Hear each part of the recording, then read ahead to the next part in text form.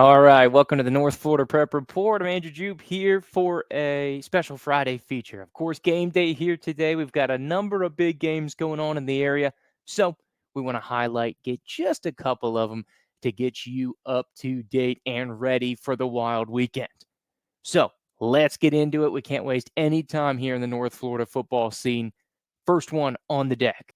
That's right, Gabi versus Wakulla here in an exciting district matchup here down in Crawfordville. So Gabi coming in at 4-2, Wakulla coming in at 4-1.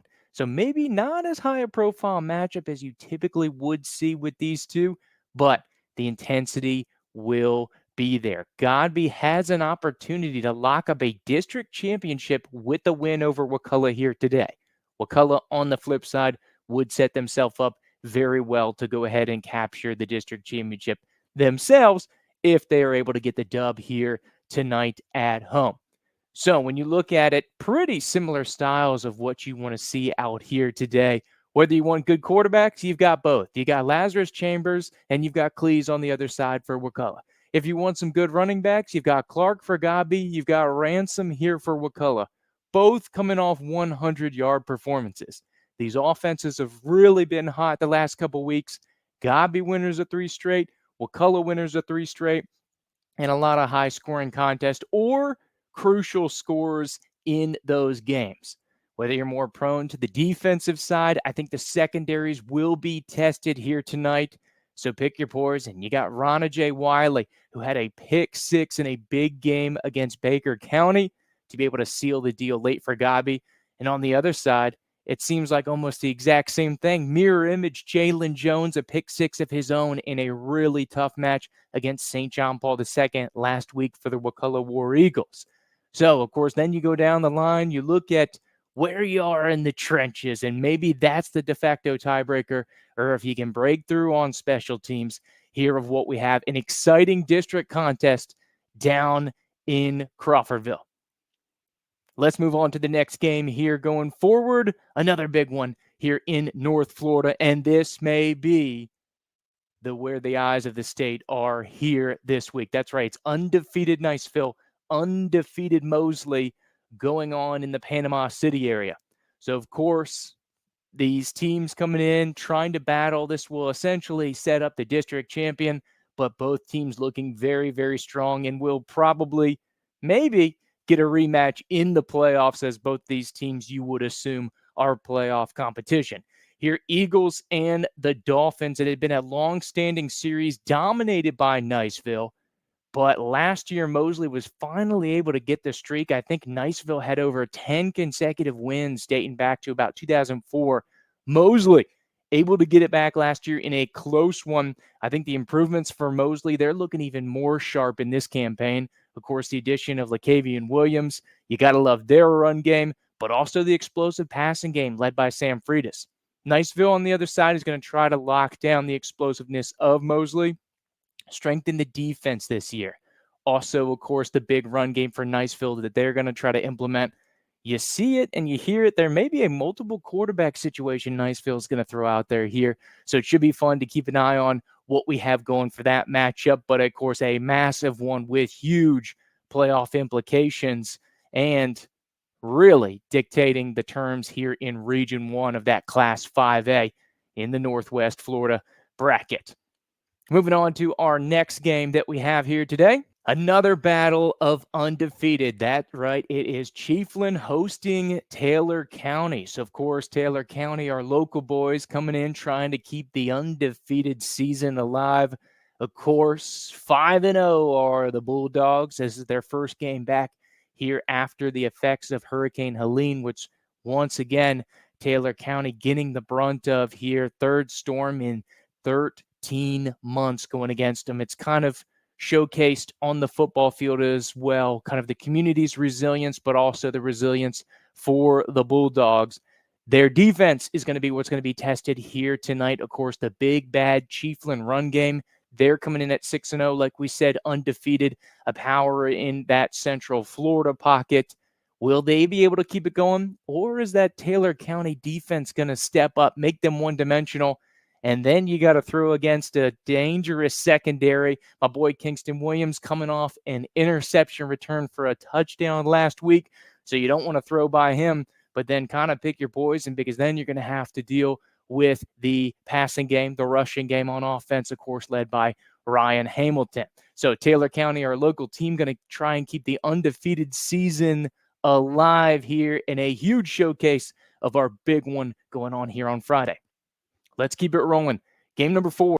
There you go. This is kind of our last, I guess, featured contest, if you will. Here, a massive one. Florida High at 4-2. First game back at their home stadium.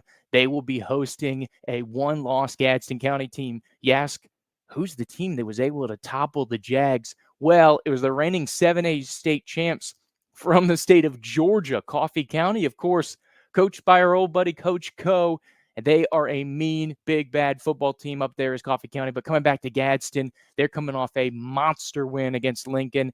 And I think they've stamped their foot not only on the local foothold to cement and put to bed the doubters of the prowess of this Gadsden County team this year, but also I think statewide, this is a big, noticeable squad that people are looking into now.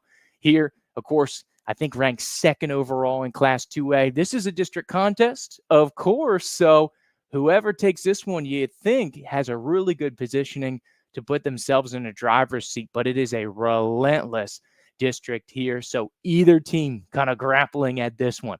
Of course, Florida High coming in winners of 4 straight after starting 0-2.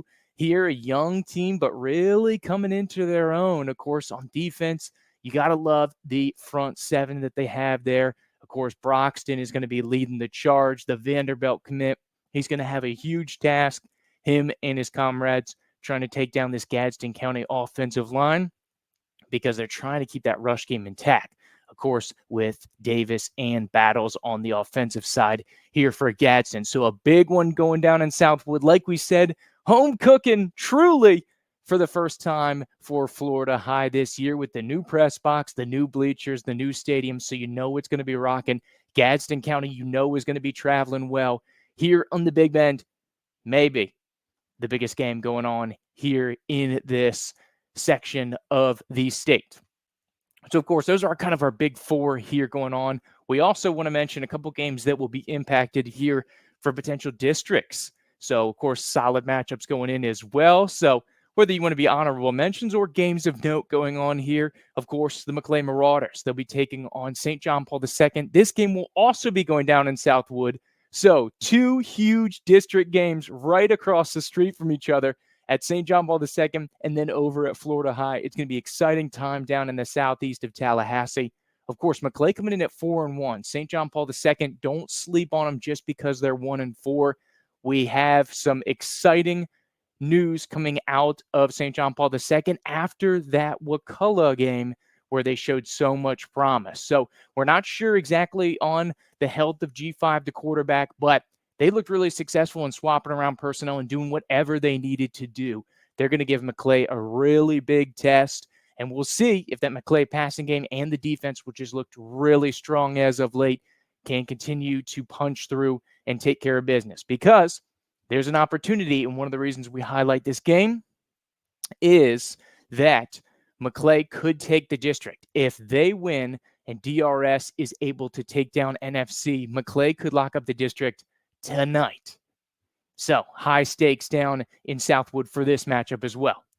One more game we're going to have to mention here. That's right, district championship essentially on the line here. It's going to be Childs and Lincoln. So, of course, the Timberwolves only 1 win on the season, but you get into district play and everything changes. On the other side, it's their big bad rival, the Lincoln Trojans, trying to lock down another district championship. They've already defeated Leon, so Childs is the last one standing in their path in order to get that automatic playoff bid, which is going to be important for this big high-profile region here with Niceville, with Mosley, that we had talked about, kind of the powers that be. On the other side, you look at Childs, of course, currently at the playoff start today on the outside looking in, sitting at 9th in the region. The magic number is 8. So if they could get up and they could get a victory, it'd be huge for their case. Over on the other side, Lincoln, of course, the passing game, they want to try to get rocking and rolling again.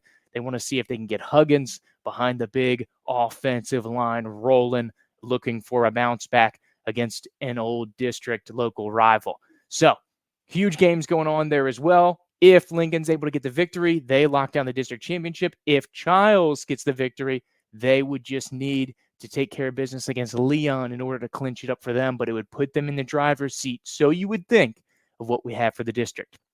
So that's what we have for our exciting Friday feature. What you need to watch here this weekend, the quick spark notes, if you will, of what we have going on in the Big Bend football scene. Of course, thanks for tuning in. Andrew Jupe with the North Florida Prep Report. Take care.